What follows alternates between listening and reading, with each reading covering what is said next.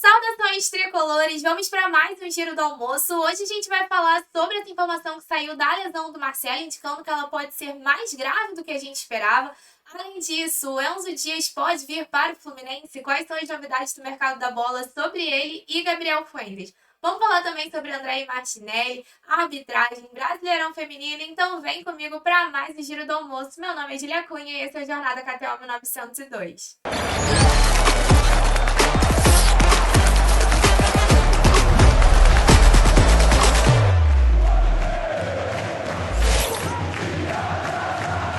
A gente vai começar o nosso giro falando sobre o mercado da bola, porque uma das últimas notícias que circulou pelas páginas tricolores foi a do jornalista Sebastião Sur. Ele é um jornalista argentino que trabalha para a Rádio Continental, cobrindo o River Plate, e segundo ele, o Fluminense e Flamengo têm interesse no Enzo Dias, do River Plate. Até o momento que ele passa essa informação, nenhum dos dois clubes havia apresentado uma proposta formal pelo jogador. Mas ele diz então que os dois clubes têm interesse nele. E eu acredito que o nome do Enzo Dias seja um pouco mais familiar do que os outros nomes que a gente tem ouvido nessa janela. Mas vou deixar a foto dele aí na tela e passar algumas informações. Ele é lateral esquerdo, tem 28 anos, é argentino. Pelos dados do Transfer Market, ele só passou mesmo pelo futebol argentino.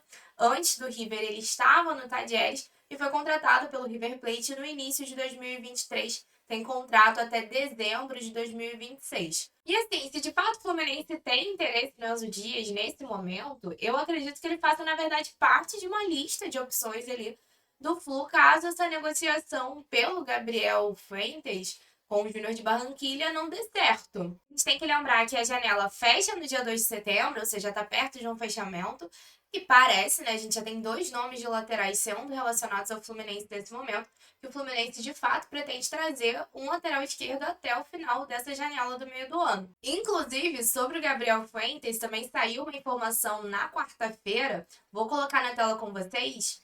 Mas segundo Julia Capera, jornalista colombiano, o Fluminense espera, hoje, no caso esse hoje seria ontem, na quarta-feira, a resposta de Júnior Barranquilla sobre as condições para negociar a transferência de Gabriel Fuentes. O período de contratações no Brasil termina, aí aqui tá invertido, tá? Seria no dia 2 de setembro, como eu falei com vocês. O lateral esquerdo tem contrato com o Júnior até dezembro de 2025. Mas então, se o Júnior daria essa resposta ao Fluminense até a quarta-feira, muito provavelmente a gente deve ter alguma novidade aí até o fim de semana. E aí, meus amigos, essa busca pelo lateral esquerdo pode fazer ainda mais sentido com a última informação que surgiu sobre o Marcelo, mas antes disso, aproveita esse momento para deixar o seu like e já vamos falar sobre o caso Marcelo. Vou colocar na tela com vocês o tweet da Central, mas essa informação é do Vilela. Lesão de Marcelo na coxa é de grau 3. Craque se machucou na partida contra o Juventude no dia 7 de agosto.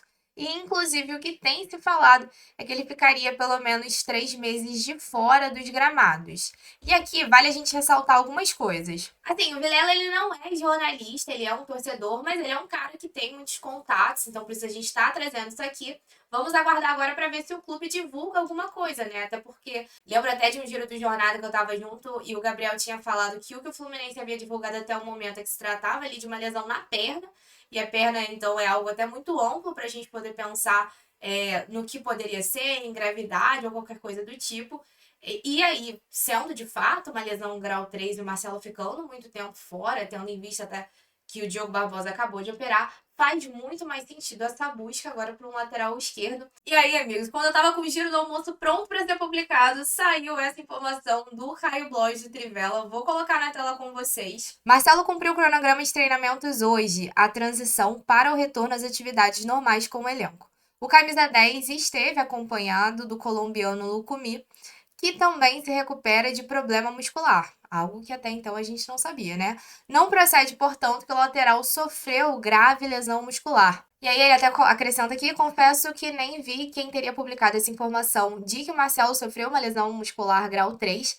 Não tenho, portanto, a intenção de corrigir ou desmentir ninguém, apenas fui atrás da informação para responder a alguns seguidores que me questionaram aqui. E aí, além da informação do Caio, também o Marcelo publicou uma foto no Instagram com a legenda quase lá.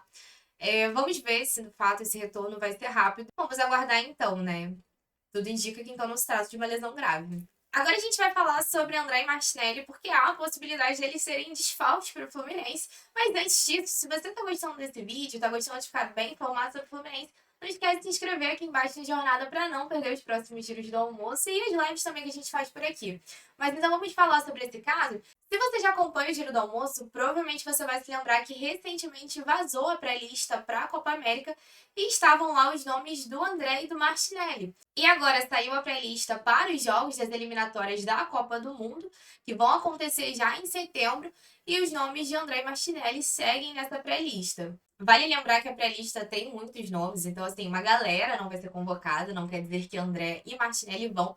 Para mim, o André, ele tem de fato mais chance, já tem passagem na seleção, e o momento do Martinelli não é muito bom. Mas se de fato acontecer, esses jogos estão marcados para o dia 6 e dia 10 de setembro, seria ali contra o Equador no dia 6, contra o Paraguai no dia 10, e os convocados se apresentam no dia 2, né? A confirmação, a convocação mesmo vai sair agora no dia 23. Então a gente já vai ter uma novidade sobre isso, mas é bacana saber em termos de valorização da presença dos dois nessa pré-lista. E a presença do Fluminense no Intercontinental de 2024, mais conhecido como Antigo Mundial, voltou a ser assunto. O jornalista Gilmar Ferreira esteve ontem na redação Sport TV e falou sobre aquela mesma notícia que o Sérgio do Boccaccio já havia informado de que há a possibilidade do Fluminense ser indicado pela FIFA para a participação do Campeonato Intercontinental de 2024. O Gilmar Ferreira confirmou que também tem essa informação, que a FIFA está irredutível com relação à questão das datas do Intercontinental, inclusive nem chegou a divulgar essas datas ainda, e que caso o presidente da Conmebol não resolva esse problema, existe sim a possibilidade da FIFA determinar que o representante do Brasil seja o campeão da edição de 2023 da Libertadores, ou seja, o Fluminense. Então, assim, né, continua não sendo nada garantido, mas vai depender aí se a Conmebol vai topar ou não mudar a data da final da Libertadores desse ano. Não é impossível, tá? A gente já falou sobre isso aqui. Mas então fica aí, né? Mais um jornalista confirmando essa informação.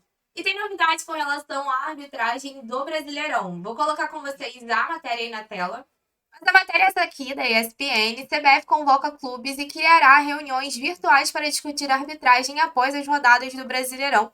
Então serão reuniões frequentes. E eu acho interessante aqui porque tem um certo reconhecimento da CBF com relação à arbitragem desse ano. A CBF terá reuniões semanais com os clubes da Série A e B do Brasileirão de forma virtual para, segundo a entidade, ter debate técnico, amplo diálogo e esclarecimentos sobre as ocorrências de todas as questões que envolvam a arbitragem no futebol brasileiro. Os encontros virtuais acontecerão às segundas-feiras e poderão contar com a participação de um representante de cada clube envolvido nas rodadas imediatamente anteriores, além de um representante de cada federação. Eles conversarão com os membros da comissão de arbitragem.